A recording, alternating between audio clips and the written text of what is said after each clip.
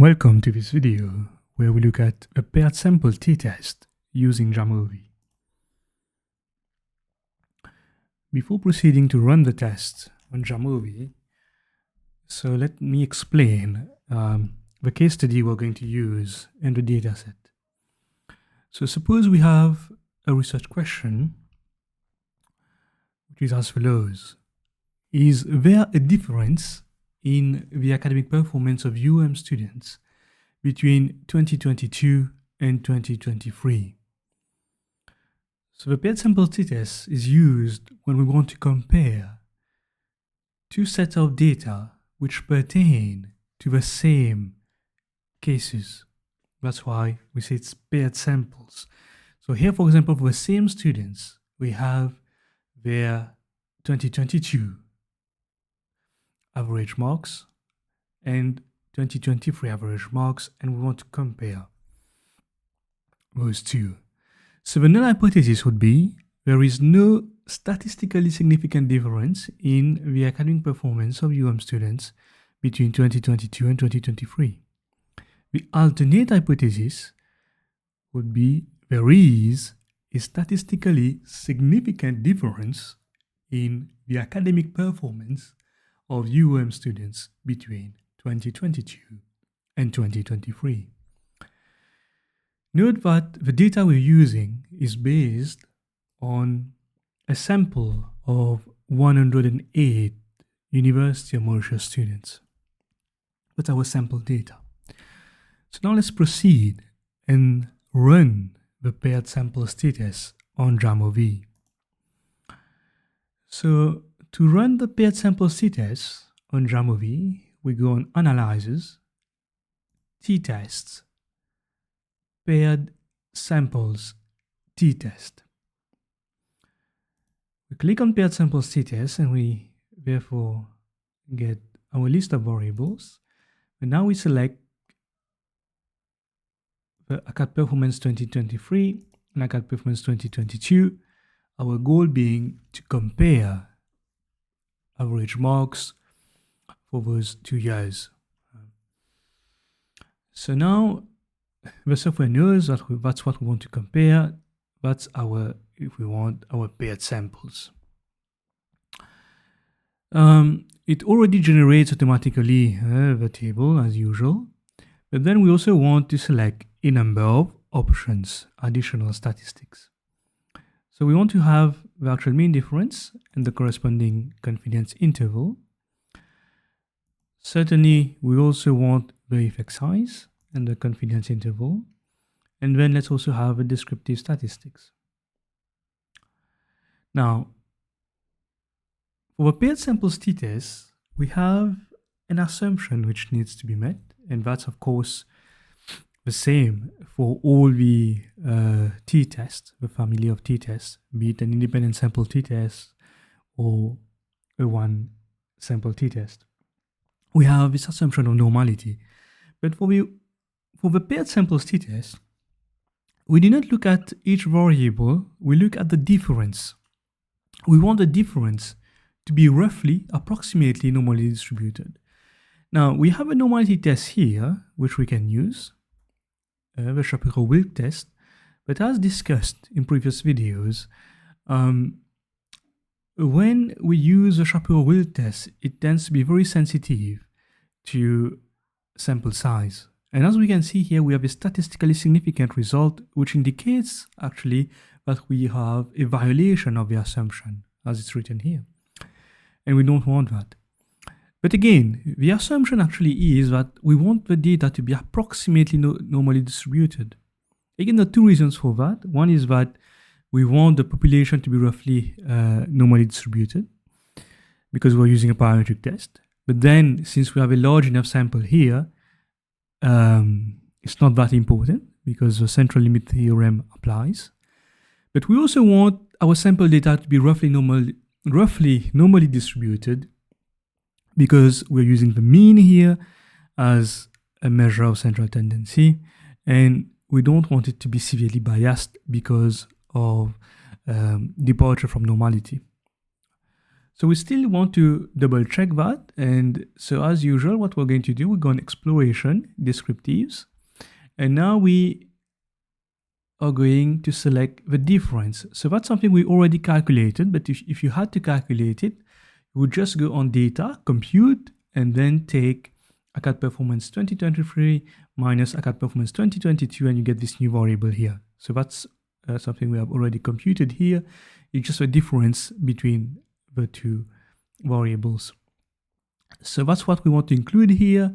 And then we select skewness and kurtosis, and we make sure that they are within our acceptable range. So we have a skewness value here of 0.104, a kurtosis value of -1.12. Usually we want those to be between -2 and +2, and actually they are, so we are okay. Kurtosis is a little bit high, but still within what we'd consider to be an acceptable range. So it's roughly normally distributed. We can use the mean. It's not severely biased. That's fine. We can proceed. So let's go back here to the main results. So that's our main results. So the assumption check has been done. All right. And now we are ready to interpret the main results, which is found here. So we'll proceed step by step. And you will see here if you need to report it. So here I have all the results copy pasted, they are put from JAMOVI. And now if you need to report the results, that's what you will write, something like that. So let me have it both on the screen so that you can see here. So first we look at the descriptive statistic. So let's have a paragraph on descriptive stats. Let's start with that. So we observe a difference of -0.676. All right, so that's a difference between average marks in 2023 compared to 2022. So 2023 minus 2022, and we get -0.676. So that's the observed difference. And actually, if you look at the mean values, which you find here in the descriptives table, for 2023 it's 51.5, and in 2022 it's 52.1. So we see a slight decrease here. So we can also state that. So we can say that more specifically, the data indicates that the academic performance of students in 2022, with a mean of 52.1, a standard deviation of 19.9, is slightly higher than 2023. Right? But now we also want to test if that difference is statistically significant. So therefore we conduct a paired sample t-test. Now we'll proceed in our reporting to actually state whether the assumption has been met or not before we proceed to the interpretation of the main results. And as we could see, based on the skewness and kurtosis values, the assumptions are met, right? Skewness and kurtosis values. So we can see that they are between the -2 and +2 range, and we'll therefore conclude that the assumption is therefore satisfied. Right, it's therefore satisfied. The paired samples t-test indicates, and now we come to the interpretation of the main results. So the paired samples t-test indicates a statistically significant difference with a t-value of -2.04 and a p-value less than 0.05. In other words, the null hypothesis of equal academic performance is rejected. And we can also see that the 95% confidence interval, which we found here, right, the mean difference is -1.33 to -0.020. And that indicates that the true difference in academic performance, right, difference between, as we say, between 2022 and 2023, is likely to fall within that range here. Right? So that's what the confidence interval tells us. We're 95% confident that the true difference will fall between that. Because we're not sure. Why are we not sure? Because we took a sample. So based on sample data, we got that difference, but we're not 100% sure. All right. And I just noticed there's a slide. Actually, that's regarding the difference. Slight mistake here. Sorry for that. So we should actually say for the difference score. Because we test actually normality for different scores. Yeah. Okay, so the paired sample t-test indicates a statistically significant difference. All right. I hope that's clear. Yeah? We check normality for different scores, not for each variable separately when we do a paired samples t-test. Good. Let's come back to what we were saying. So the confidence interval, all right, being as it is here, so we are pretty confident that the true value will fall within that range. And that's what it indicates. Now we can move to the effect size. So while the difference we find is statistically significant, p is less than 0.05, it's actually 0.043.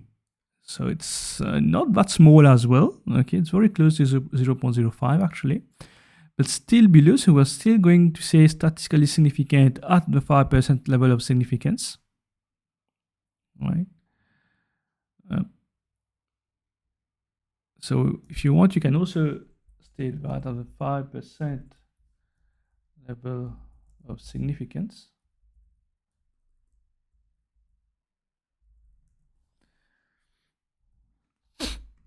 But then let's look at the effect size now.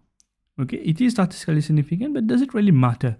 So while the difference is statistically significant, actually we find that the effect size, you can see it reported here, coens D, is equal to minus 0.197, which actually indicates that the practical significance is negligible. It's very small, right? You will recall that the coens D, a value of around 0.2 is considered to be small, around 0.5 moderate, and around 0.8 or higher will be considered large. So here we have a value which is lower than 0.2, and therefore it's a small effect. We could even say negligible. Okay. Furthermore, if we look at the confidence interval, so what the true effect size is likely to be, it's likely to be within those values. Right. Now, based on sample data, same logic, we get an effect size of minus 0.197, but then there's certainly sampling error, and we can. But in any case, we know that at 95% confidence level, the true value falls within that range, which still indicates relatively small effect. So there's even a possibility that it is very close to zero. So really here, we have an effect size which is extremely small and really doesn't warrant any practical implication. In fact, just looking at the mean difference, you can see that it's a very small effect, isn't it? Very, very small effect. So taking that into account and the standard deviation together, we calculate the effect size, and we find that the difference is actually very small. Right. So yes, statistically significant, it's likely to exist. There is a difference, but it is negligible. So we're not going to say that really performance has dropped and therefore we need to address the issue. We would rather say there has been a slight drop, but it's negligible, and we can actually see that performance are actually relatively the same. Whereas we have students in 2023 have performed overall as well as what they did in 2022, right? So that's basically what we can say here, in fact, taking both into account. Good, that's the end of our video on the paired sample status. See you in another video. Cheers, bye-bye.